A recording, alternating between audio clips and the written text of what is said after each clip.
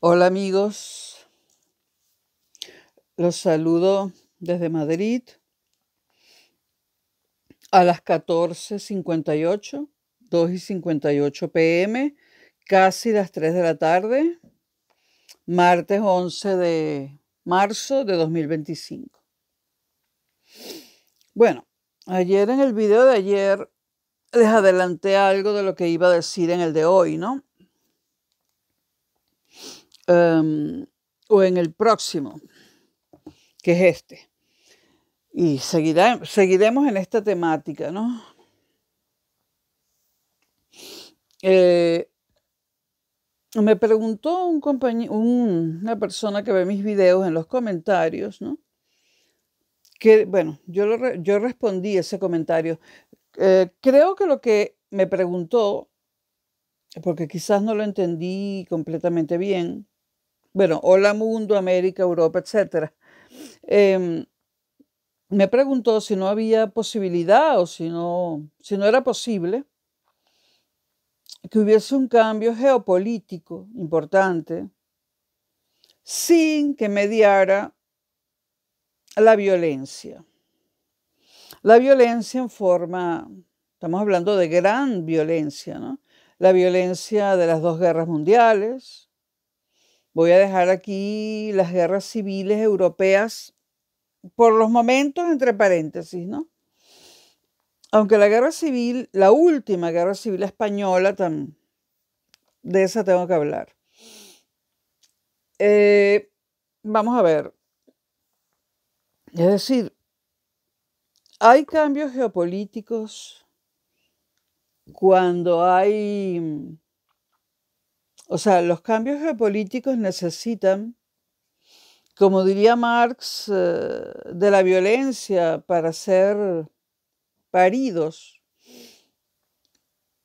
Solamente la violencia puede parir grandes cambios sociales, políticos. Lamentablemente, han sido demasiadas las oportunidades en que la historia, y no me estoy refiriendo a los acadios, a los sumerios, sino ya la historia de una civilización con cierta tecnología, etcétera, pues lo que nos enseña la historia o lo que nos muestra son grandes cambios geopolíticos con mucha violencia. No nos vamos a ir al principio de la historia, pero, por ejemplo, vamos a situarnos en los siglos XVIII, el siglo XVIII.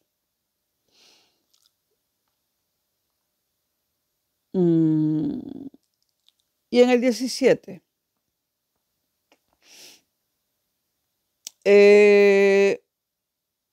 En el siglo XVII comienzan las revoluciones.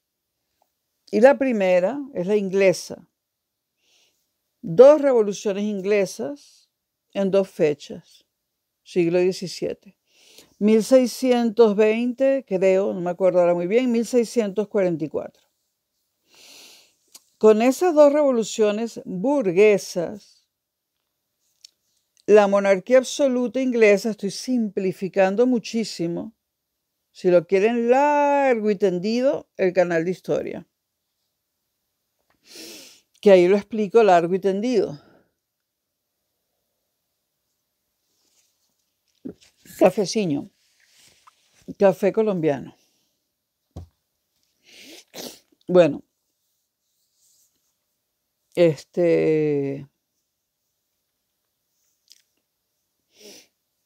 ok, en Inglaterra estas 2 revoluciones del 20 y del 44, de 1620, 1644, siglo XVII, que fueron las primeras revoluciones burguesas, lograron transitar de la monarquía absoluta, es decir, un rey con todos los poderes, a la monarquía parlamentaria. Un rey con el poder ejecutivo, un parlamento con el legislativo y un poder judicial. Hasta el día de hoy. Porque la Gran Bretaña, el Reino Unido, digamos que políticamente podríamos decir que es el país democrático más estable del mundo a lo largo del tiempo. Bueno, desde el siglo XVII hasta hoy en día, que es bastante, ¿no? Eso se debe también a que ellos fueron los que parieron la revolución industrial y a que son islas, las islas británicas, y no están en contacto directo con la Europa continental. Vamos a ver, ¿qué tipo cobró violencia ese cambio en la Gran Bretaña? Bueno, entre paréntesis, ustedes saben que Inglaterra, bueno, que hay dos islas, la Grandota. La Grandota, la mayor parte la ocupa Inglaterra, luego está Gales y Escocia. Esas son las tres partes de la Grandota, ¿no? Y esa isla grande se llama la Gran Bretaña. La isla pequeña se llama Irlanda y la parte de arriba le pertenece a... O sea, y la Gran Bretaña sumada a Irlanda del Norte forman el actual Reino Unido. Ahora, en aquel momento, todavía no estoy segura, todavía la Gran Bretaña, es decir, Escocia más Inglaterra más Gales, no eran propietarios de Irlanda del Norte.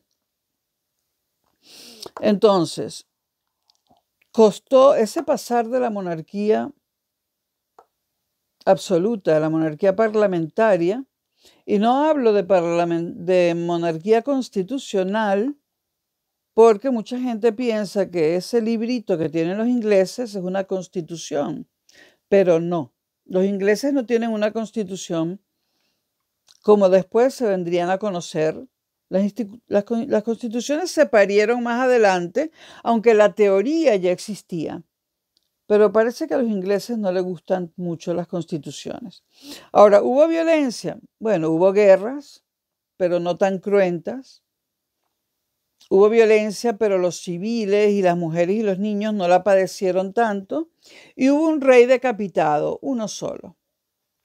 Carlos I, si no recuerdo mal. Porque Jacobo I, Jacobo II hicieron lo que les dio la gana y Carlos I, peor, ¿no? Y entonces lo decapitaron. A ver si aprendían, ¿no? Luego vino Carlos II, una etapa donde, bueno, vinieron más cosas. El caso es que de la monarquía absoluta, todos los poderes en el rey, pasaron a la monarquía parlamentaria con un primer ministro, ¿no? Que compartía el ejecutivo con el rey. Aunque lo del primer ministro apareció un poquito más tarde. Violencia sí, pero comparado con todos los otros cambios del mundo en esa época, casi nada. Luego vino la Revolución Norteamericana, que la llaman así, Revolución Norteamericana, yo la llamaría independencia. Bueno, las revoluciones norteamericanas y latinoamericanas, suramericanas, no las quiero mezclar en esto, porque son revoluciones de independencia de las metrópolis y de los países que las colonizaron, ¿no? Entonces se trata de otra cosa. Vamos a quedarnos en Europa, ¿no? Después de los ingleses viene la revolución estadounidense o norteamericana, pero no la voy a tocar porque fue una revolución de independencia, ¿no? Es otro asunto, ¿no? Bueno, en Europa luego le sigue la Revolución Francesa, 1789, siglo XVIII. La primera Comuna de París. Duró 10 años, de 1789, 10 años siendo generosos. Los historiadores generosos dicen que duró 10 años, pero duró menos. 1789, 1799. En el 99, ¿qué pasó? Napoleón Bonaparte, un joven militar, dijo, este desastre se acabó, aquí mando yo. Entonces la Revolución Francesa sirvió para deshacerse de un rey y tener un emperador. Me temo que esa no era la idea, ¿no? Me temo que esa no era la idea. Ahora, las revoluciones inglesas y la francesa eran revoluciones burguesas, ahora hablaremos de ello. Pero la idea no era cambiar un rey por un emperador, algo con más poder aún que un rey, ¿no? En realidad, con la primera Revolución Francesa, la burguesa de 1789, se ha hecho mucho populismo y se sigue haciendo, ¿no? Ellos simplemente pretendían, Danton y Robespierre y Marat, los tres grandes revolucionarios, pretendían cambiar al rey absoluto por un rey parlamentario, o sea, cambiar la monarquía absoluta por una monarquía parlamentaria, como en Inglaterra. Pero los resultados fueron inciertos. Primero no se creó un parlamento, sino se creó una convención.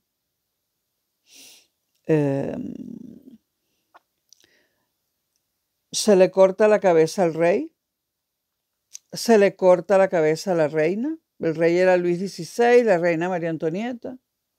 Decapitan al rey y a la reina al fracasar ese experimento de un rey con un parlamento, entre comillas, la famosa convención. Luego la amante de Marat, quizás el revolucionario más intelectual, lo mata mientras éste se está bañando en la bañera, lo asesina. Luego Robespierre traiciona a Danton y a Danton le cortan la cabeza, lo guillotinan, y luego el pueblo decide guillotinar a Robespierre. Ni reyes, ni revolucionarios, ni nada, no quedó nada. El pueblo llano saqueando, no había leyes, nada de nada. Y ese joven militar llamado Napoleón Bonaparte decidió que él arreglaba eso. Si no lo hubiera hecho a él, algún otro militar lo hubiera hecho, ¿no? Evidentemente no se puede estar sin un poder político. Y además, la revolución no duró hasta 1799, cuando Napoleón toma las riendas. Duró menos porque, si no recuerdo mal, empezó en 1789, pero en 1792-93, ya Robespierre, el que quedaba vivo, había convertido eso en una dictadura personal. Y Robespierre sembró el terror. Si ustedes leen esos 10 años, si ustedes leen cómo comienza la Revolución Francesa en 1789, que comienza con una carnicería, de la que no voy a hablar aquí, una carnicería. Y cómo sigue vía carnicería,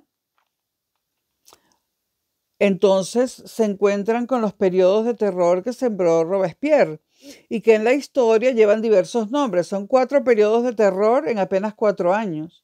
Uno se llamó el terror grande, otro se llamó el terror pequeño, uno se llamó el terror blanco y el otro no sé si era el terror temporal, algo así. Pero Robespierre implementó el terror en toda Francia, no solo en París. Pero terror, terror, terror. Murió como vivió. Murió en la guillotina después de haber matado a medio mundo.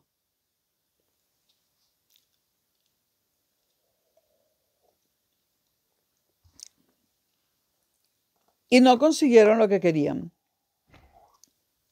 Consiguieron un emperador. Fracaso total y absoluto. Luego vienen otros reyes con un parlamento. Bueno, un parlamento no. En algún momento se funda la Asamblea Nacional de Francia, que todavía existe, yo la he visitado. No queda lejos del lugar donde murió Lady Di, para hacer un comentario un poco más divertido, ¿no? Bueno, de divertido no, pobre mujer, ¿no? Pero no queda lejos de donde murió Lady Di, la Asamblea Nacional de Francia, en París. Bueno, me la imaginaba más majestuosa. Yo dije, ¿es esto? Bueno, uno siempre se imagina las cosas de forma distinta a como son, ¿no? Bueno, luego hubo otros reyes, no voy a contarlo todo aquí, para eso está el canal de historia, ¿no? Y bueno, finalmente el último rey de Francia fue Luis Felipe,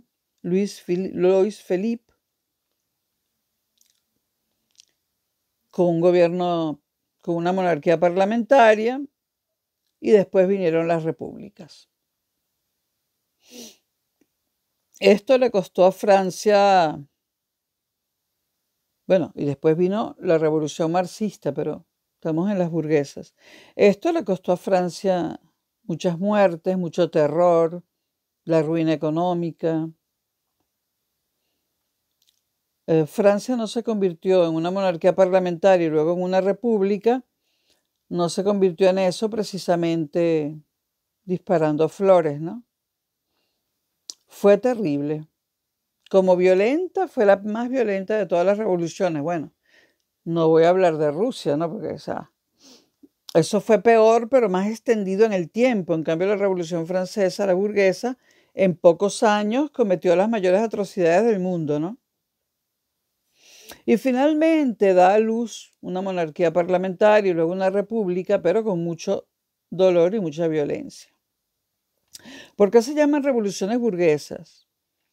Porque este rey, que se ve mermado en sus poderes, este rey absoluto que se convierte en el rey de una monarquía parlamentaria, se ve mermado en su poder. Se queda con parte del ejecutivo, pero ni siquiera todo, porque empieza a haber figuras como primer ministro, vicepresidente, ¿no? Etcétera. Ahora se llaman burguesas porque la clase ascendente, que era la burguesía, quería reemplazar a la monarquía. Y la gente pensó, el pueblo llano pensó que con la burguesía les iría mejor porque venían de donde venían ellos. ¿La burguesía quiénes eran?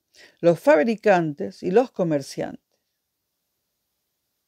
Pero muy pronto, y gracias a la revolución industrial, que hizo que los medios de producción fuesen cada vez más eficientes, produjesen cada vez con menor costo y más artículos por unidad de tiempo, la revolución industrial enriqueció tremendamente a los burgueses, que eran los propietarios de los medios de producción, y como eran los propietarios de los medios de producción, los obreros tenían un sueldo que no subía, pero con la mejora continua y que siguen mejorando hoy en día. O sea, los medios de producción no han parado de mejorar entre comillas, desde que comenzó la primera revolución industrial hasta este momento en que estamos como en la tercera revolución informática o más. Siempre han seguido mejorando entre comillas. ¿Qué significa mejorar? Cada vez producen con menor costo para el dueño de los medios de producción. El costo por unidad de lo que sea, este estuche de lentes, por ejemplo, esta es la gata que lo raya. El costo por unidad de lo que sea cada vez es más bajo. Es más, tan bajo que casi que no cuesta nada, aunque tú lo pagas como si costara muchísimo. Entonces, el costo de producción cada vez más bajo. La producción por segundo cada vez mayor. Luego están las escalas de producción, que cuando subes de una a otra, los costos se desploman. Entonces, los asalariados tienen que hacer muchas huelgas y muchas protestas para subir de sueldo, pero la mejora de los medios de producción, mejora entre comillas, y digo entre comillas porque hace ricos a los medios de producción y ciertamente produce cosas que nos hacen la vida más confortable, incluso nos alargan la vida porque también producen mejoras en los sistemas médicos, o sea, aparatos para las clínicas, ¿no? O sea, nos proveen de artículos cada vez con mayor calidad. Aumentan el nivel de vida de quien puede pagarlo, porque el nivel de vida tú lo pagas. Porque hay mejores tratamientos médicos, aparatos que ayudan a los médicos a dar un mejor diagnóstico, ¿no? Etcétera. Eso por un lado. Se viaja más rápido. Un día pues estás en Londres, en la mañana, en la tarde estás en París y en la noche puedes estar en Madrid y amaneces en Nueva York. Pero ojo, todo esto cuesta dinero. Entonces, por un lado, los dueños de los medios de producción, la burguesía y los comerciantes, la burguesía es cada vez más rica. Y los obreros siguen haciendo huelgas desde que empezó la revolución industrial hasta el día de hoy por una mejora salarial ínfima. Entonces, la diferencia entre clases sociales a nivel económico se convierte en un abismo. Un abismo. Un abismo que se nota sobre todo en América Latina, si hablamos de Occidente, ¿no? Es que es Occidente el que ha inventado todo esto. Por supuesto que también afecta a África y eso, pero vamos a hablar de Occidente, ¿no? Porque de África, digamos que tengo una panorámica, pero no números, cifras en las que pueda respaldarme, ¿no? Entonces, las diferencias se ven sobre todo en Latinoamérica. Los reyes hoy en día son figuras decorativas. Alguien me dijo por ahí, ¿para qué tienen reyes? Son figuras decorativas. Ciertamente la más poderosa es la monarquía británica, pero no porque pueda tomar grandes decisiones, sino porque es la más rica, la más ostentosa. Si vieron el entierro de Lady Di o la boda de Guillermo o la muerte, o sea, el funeral de la reina Isabel. Yo no lo podía creer. No sé si lo vieron por televisión. Un funeral que duró como 2 meses, con una serie de ritos, todos envueltos en un lujo y en un ritual costosísimo, ¿no? E impresionante. Porque uno lo veía por televisión y decía, Dios, Dios, una muerte, un funeral de 2 meses o 3 meses, ¿no? Es una cosa, ¿no? Ahora, ¿cómo se sostiene? Porque ¿qué trabajo hacen los reyes en Inglaterra, en Reino Unido? Sobre todo un trabajo de representar al país en el mundo, representar al país en la Commonwealth. La Commonwealth es el primer tratado de comercio que hubo en el mundo, muy anterior a la Unión Europea, anterior al Mercosur, anterior a todo. Es un tratado comercial que nunca, el más antiguo y que nunca se va a romper porque ha resultado ser muy favorecedor para todos los que participan en él. Ahora, los que participan los escoge Inglaterra y ha escogido a sus ex colonias, exceptuando Estados Unidos, que por supuesto no quiere formar parte del mismo, o sea, no quiere porque en la Commonwealth hay un requisito. Si perteneces a la Commonwealth, tienes reina o rey, y tu rey es el rey de Inglaterra.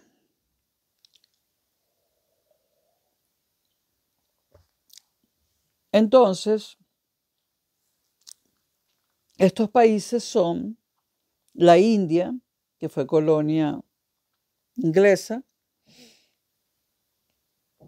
muchos países africanos que fueron colonia inglesa, sobre todo la República de Sudáfrica, que pertenece a los BRICS, el país más desarrollado de África, que si no perteneciese a la Commonwealth no hubiese llegado a ese punto.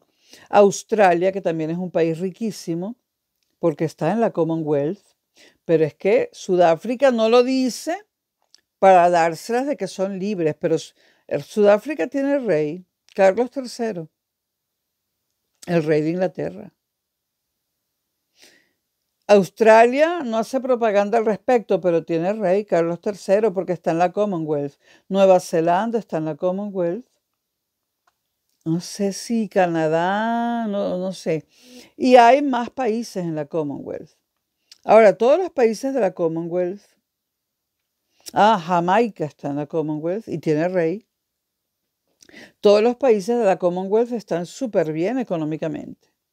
Ese es un tratado económico y el hecho de que, bueno, de que tengan un rey nominal al que nunca ven, da igual. Da igual porque el tratado económico entre estos países es fenomenal. Por eso Reino Unido se salió de la Unión Europea, porque la Commonwealth le da muchos más beneficios. Y la Unión Europea lo que hacía era pedirle plata para los países pobres de Europa.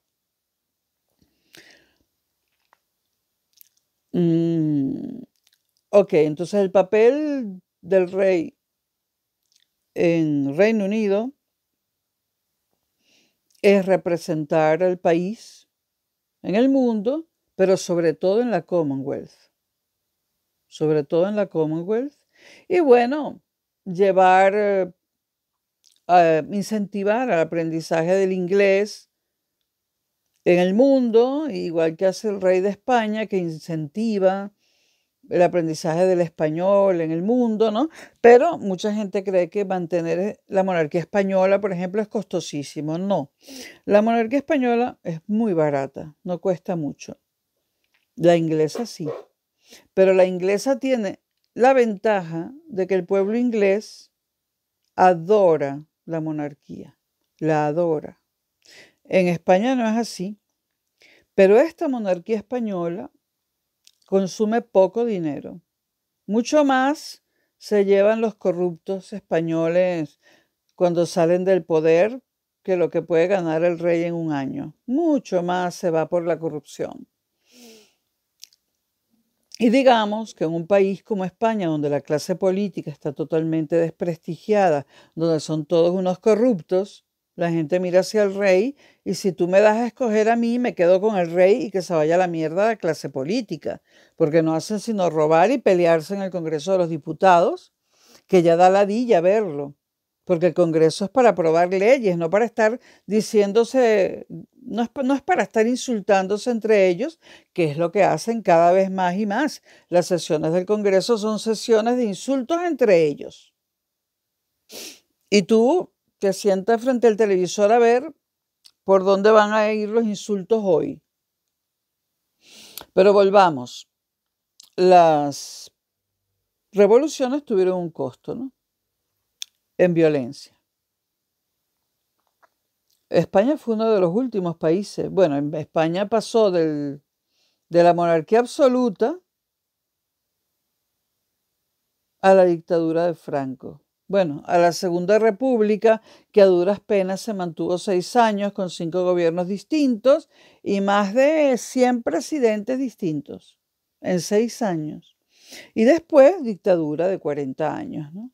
Y finalmente la monarquía parlamentaria.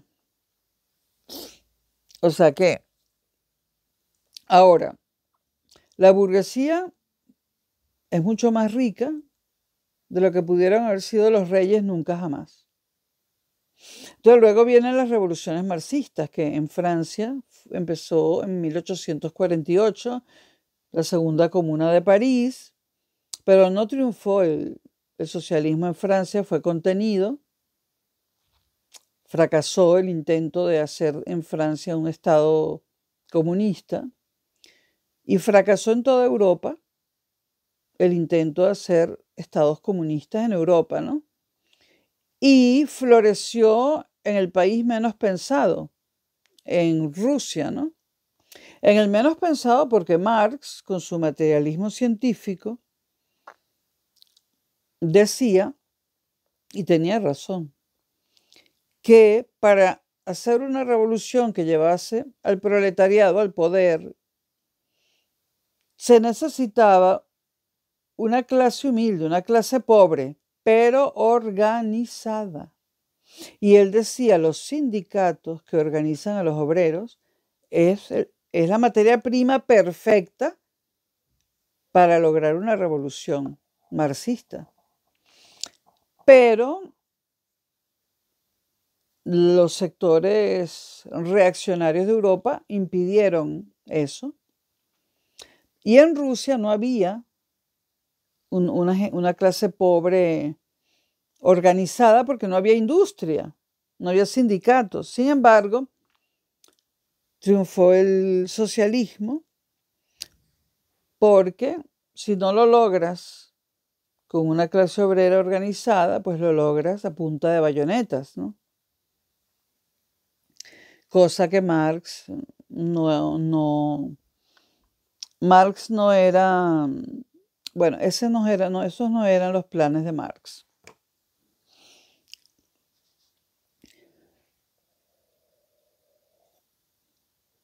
Ahora, costó sangre la Revolución Rusa, toda la sangre del mundo. Toda la sangre y toda la violencia del mundo. Toda la sangre y toda la violencia del mundo.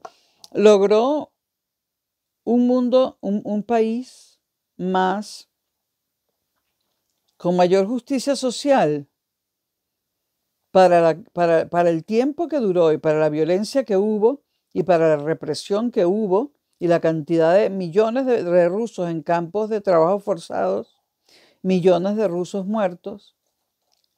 O sea, para el costo en violencia, muerte y destrucción, podríamos decir que la Rusia soviética no logró llevar a su pueblo a tener una calidad de vida decente. De hecho, todavía no la tienen. Todavía no la tienen. Nunca la han tenido. El día que la tengan, si es que la tienen algún día, brincarán en una sola pata, porque el pueblo ruso nunca ha tenido justicia social. Y no la tiene ahora, y no la tuvo nunca. Ahora, vámonos a lo geopolítico. La revolución industrial, la revolución industrial produce cambios políticos. O sea, desde que empieza la revolución industrial, la tecnología siempre ha sido la que ha parido los cambios políticos. Pero la revolución industrial fue un salto tecnológico tan bestial que parió, o sea, que acabó con las monarquías, que parió la burguesía y luego parió ese abismo entre clases sociales. Y entonces nos acercamos al siglo XX, estamos en el XIX, nos acercamos al siglo XX y nos encontramos en una Europa que tiene países y tiene imperios.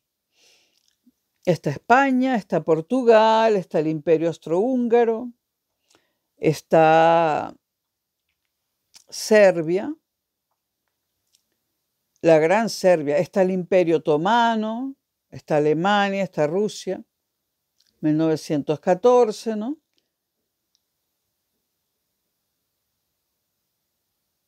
Nadie esperaba una guerra, había un ambiente de alegría, pero no sé por qué, y no lo saben tampoco los historiadores, había una euforia por usar las nuevas armas que había producido la revolución industrial. Porque claro, la revolución industrial produjo de todo, armas también. Y había una euforia en los hombres jóvenes por usar todas esas maravillosas armas, ¿no? Y es que siempre se han usado las armas que se han inventado. Siempre, incluyendo la bomba atómica. Entonces, una insensatez conduce a la Primera Guerra Mundial. La insensatez fue el asesinato del heredero al trono austrohúngaro, Francisco Fernando, y su esposa de apellido Chotek. El asesinato en Sarajevo por parte de un anarquista serbio de 19 años. Yo visité la tumba, ya se los dije, creo. Yo visité la celda, en la antigua cárcel del Imperio Austrohúngaro, que actualmente esa cárcel queda. O sea, el Imperio Austrohúngaro tenía una cárcel militar que actualmente queda en la República Checa, cerca de Alemania, cerca de la ciudad de Dresden, en Alemania. Y ahí está, del lado checo, de la República Checa, la antigua cárcel militar del Imperio Austrohúngaro. Y yo visité la celda del chico que acabó con la vida del heredero al trono de Austria-Hungría, Francisco Fernando. El nombre del chico, el nombre de pila del chico era Gavrilo, con B corta, Gavrilo. Gavrilo Princip, Gavrilo Princip, un serbio anarquista al que le lavaron el cerebro, un muchacho, un estudiante universitario pobre, al que le lavaron el cerebro en Serbia y le dijeron, anda, ve a Sarajevo, que va a ir de visita el heredero al trono austrohúngaro, y asesínalo. Había 3 o 4 asesinos, eran 4. Si fallaba el primero, lo intentaba el segundo, si fallaba el segundo, el tercero, y así. Creo que él fue el último, pero lo logró. Logró matarlos, ¿no? Ahora, ese asesinato no tenía por qué haberse convertido en una guerra. Lo que pasa es que había una serie de alianzas dentro de Europa. Por ejemplo, Rusia tenía una alianza con Serbia y el Imperio Austrohúngaro tenía una alianza, no sé si era con Francia. Entonces, el Imperio Austrohúngaro le pide a Serbia que deje revisar todo su territorio, que deje entrar al ejército del Imperio Austrohúngaro todo su territorio para buscar grupos terroristas, el grupo Mano Negra, que era el grupo terrorista al que pertenecía Gavrilo Princip, y Serbia dice que no van a entrar a su territorio, ¿no? Entonces, Francia puyaba, como decimos en Venezuela, puyaba al Imperio Austrohúngaro para que le declarara la guerra a Serbia. Y Rusia puyaba a Serbia para que jodiera al Imperio Austrohúngaro. Y entre puyas y puyas estalla la Primera Gran Guerra Mundial. Y el resultado final es que te encuentras, o sea, pasan esos 4 años y te encuentras ya no a Rusia, sino a la Rusia soviética. Ya no hay Imperio Austrohúngaro, desaparece. Ya no hay una Serbia grande, le han quitado no sé cuánto territorio. El Imperio Otomano se desvanece. Se desvanecen los imperios. Luego 20 años de paz, que la gente dice, hay historiadores que dicen que esos 20 años de paz fueron en realidad una continuación de la guerra, porque había que rearmarse. Del 14 al 18 se acabaron las armas. Quizás la guerra terminó la primera porque se acabaron las armas. Luego todo el mundo se estaba rearmando y aunque en París estaba Ernest Hemingway, Juna Barnes, Scott Fitzgerald y su esposa, Dalí, toda esa gente estaban viviendo la gran vida en París, entre 2 guerras mundiales, la paz, ¿no? En París. En Europa se cocinaba ya la Segunda Guerra Mundial. Y empezó en España, que fue el ensayo general para la Segunda Guerra Mundial. Todos los actores políticos, todos los actores, todas las naciones que participaron en la Segunda Guerra Mundial estaban metidas en la Guerra Civil Española, que fue del 36 al 39. Termina la Guerra Civil Española y comienza la Segunda Guerra Mundial. Es decir, termina el ensayo general y viene la verdadera guerra. Bueno, en la Primera Guerra Mundial fue la guerra de las trincheras. La cantidad de muertos y todo eso era espantoso. Y sin querer pare un nuevo orden mundial, pero ese no había un objetivo. Por eso se dice que era una guerra evitable. La Primera Guerra Mundial no estaba pensada para empezar. Y tampoco estaba pensado cambiar el orden mundial, pero la guerra lo cambia. Ahora, la Segunda Guerra Mundial sí estaba pensada para cambiar el orden mundial. Y fue lo peor. O sea, si alguien se horrorizó con la Primera Guerra Mundial, la segunda pasó a ser lo que hoy en día se llama una guerra total. ¿Qué es una guerra total? Aquella donde mueren no solo los soldados, sino todo el mundo.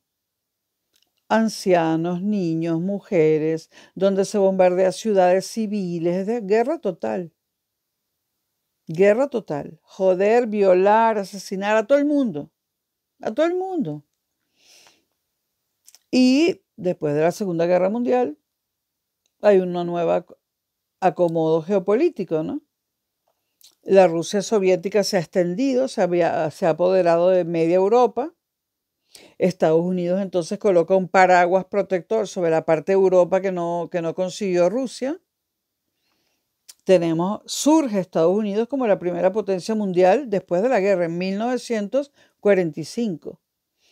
Estados Unidos tiene 80 años siendo la primera potencia mundial, 80. Y se convierte en la primera potencia mundial después de la Segunda Guerra Mundial.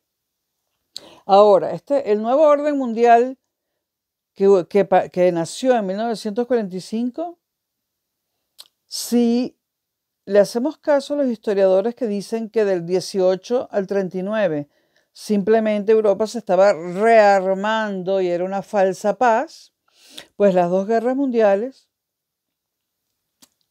parieron un nuevo orden mundial con una cantidad de sangre y muertos indescriptible.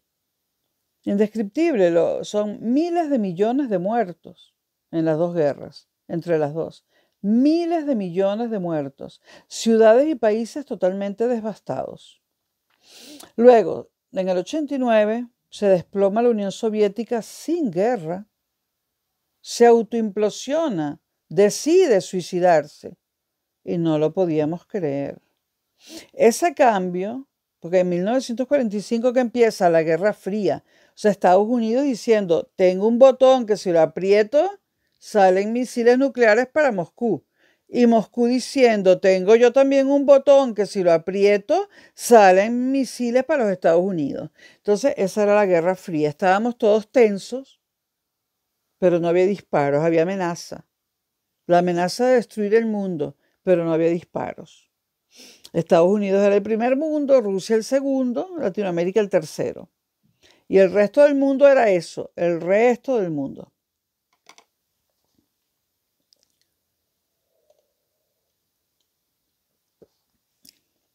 Ahora, la Guerra Fría empieza en el 45, 46, 47 y termina con el derrumbe de la Unión Soviética en el 89, o sea, duró como 45 años.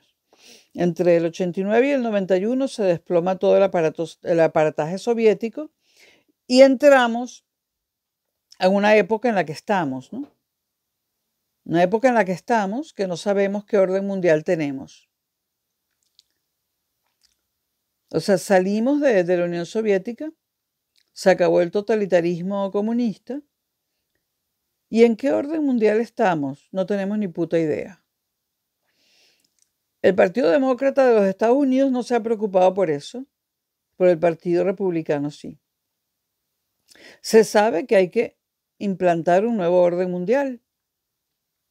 No lo hizo Obama, no lo hizo Biden, no lo hizo Clinton, y al parecer lo va a hacer Trump.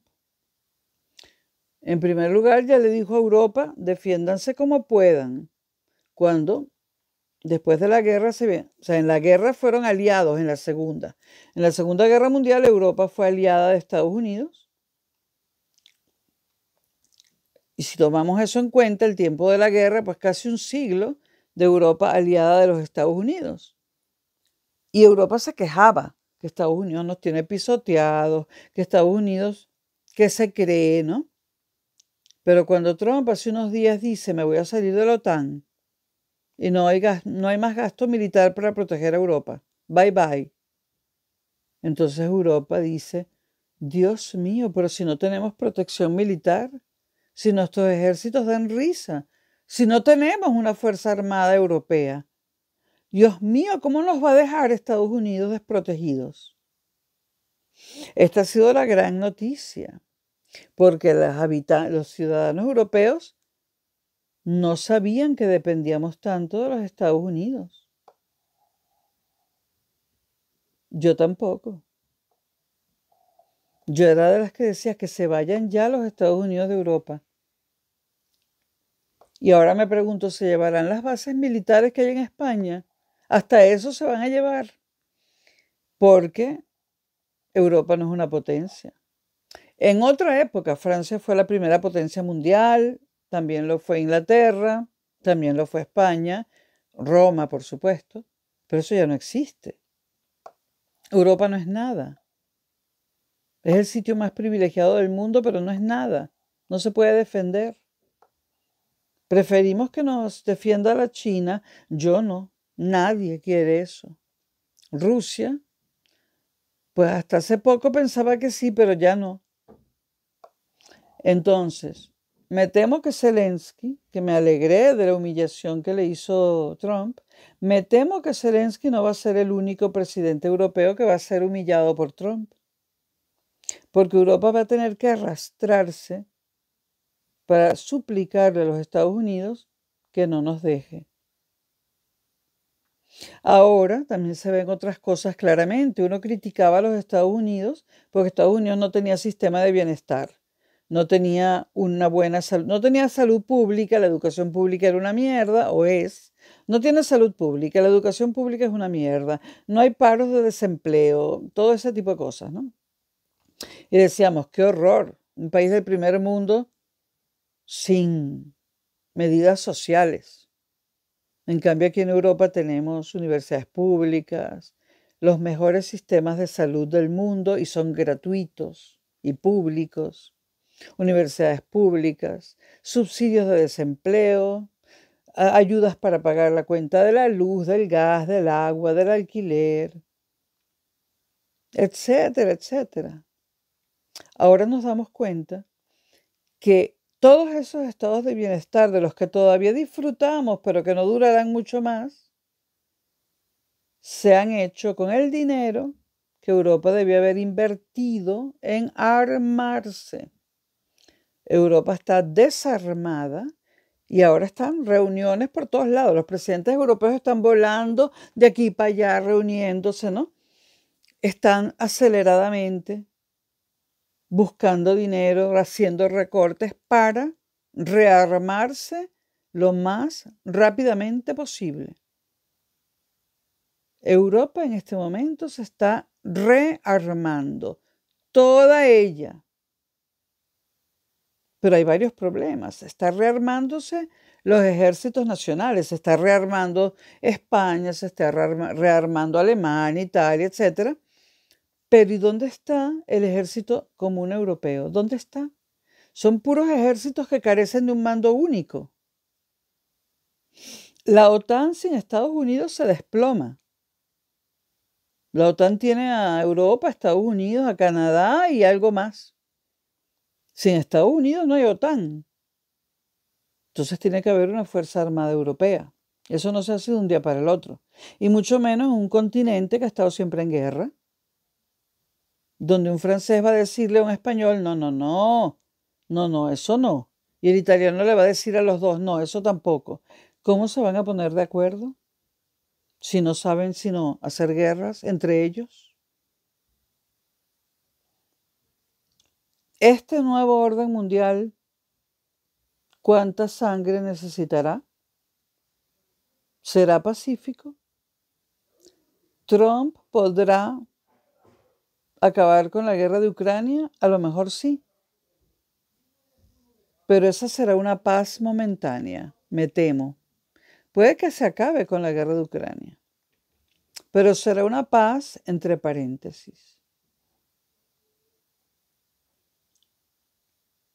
Este nuevo orden mundial traerá o no traerá una violencia desmedida, porque lo que hubo desde el 14 al 45 del siglo pasado fue una barbaridad. El tema da para largo y los líderes europeos están preocupadísimos. Y yo también, no solo por la alarma de que viene la guerra o de que podría venir, sino porque se van a desplomar los sistemas de bienestar. Van a sacar el dinero de la salud, de la educación, de la luz, de los subsidios, lo van a emplear en armas. Y nos vamos a joder todos. Yo uso salud pública.